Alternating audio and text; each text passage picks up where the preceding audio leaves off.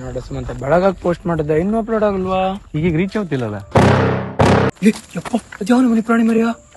ಸಿಂಹನ ಗುಣಗಂತಿದ್ದು ಕೋತಿನ ಗುಣಗಂತಿಲ್ಲ ಅಟ್ಯಾಕ್ ಮಾಡುದು ಬಾ ಮರ್ಯ. ಅದು ಸಿಂಹ ಅಲ್ಲ ಮಾರ, ಅದು ಕೋತಿನೇ. ಅದು ಸಿಂಹದ ಬಾಲ ಹೊಂದಿದ್ದು, ಅದಕ್ಕೆ ಸಿಂಗಲಿಕ ಅಂತಾರೆ. ಅದು ಇರೋದೇ ನಮ್ ಪ್ರಪಂಚದಲ್ಲಿ 4,000.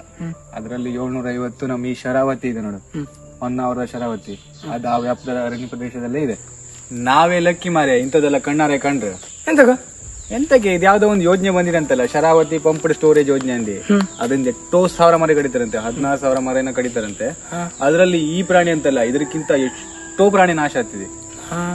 ಈಗ ಅವಕ್ಕೆಲ್ಲ ಮಾತಾಡ್ಲಿಕ್ಕೆ ಬರ್ತದೆ ಇಲ್ಲ.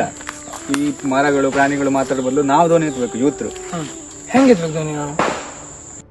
ನನ್ನೆಲ್ಲ ಯುವ ಜನತೆಯಲ್ಲಿ ನಾನು ಕೇಳ್ಕೊಳ್ಳೋದೇನಂದ್ರೆ, ಇದೇ ಬರುವ ದಿನಾಂಕ 18 ಗುರುವಾರದಂದು ಗುತ್ತಿಕನ್ನಿಕಾ ದೇವಸ್ಥಾನ ಗೇರುಸೊಪ್ಪದಲ್ಲಿ ಜಿಲ್ಲಾಡಳಿತ ಸಾರ್ವಜನಿಕರಿಂದ ಅಹವಾಲು ಸ್ವೀಕಾರ ಮಾಡ್ತಾ ಇದೆ. ಆ ಕಾರಣ ನಾವೆಲ್ಲರೂ ಹೆಚ್ಚಿನ ಸಂಖ್ಯೆಯಲ್ಲಿ ಸೇರಿ ಈ ಯೋಜನೆಯನ್ನ ವಿರೋಧ ಮಾಡೋಣ.